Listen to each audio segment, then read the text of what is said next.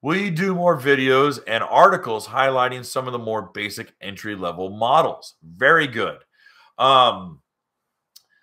Sadly, I am at the whim of what I can get my hands on. And more often than not, the manufacturers want the media on their whiz-bang top-of-the-line stuff. When I show up going, hey, can I get my hands on a GTI 130? They look at you cross-eyed. They're like, why? We have no problem selling those. We want you helping us sell the big stuff.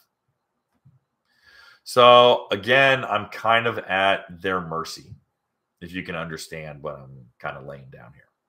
Hey guys, thanks for hanging out. This clip was taken from our weekly podcast that we record here every Sunday night at 8 p.m. Eastern Standard Time.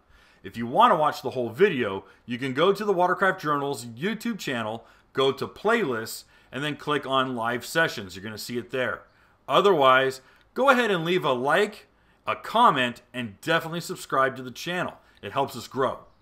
And again, thanks again for watching our videos, and we hope to see you soon.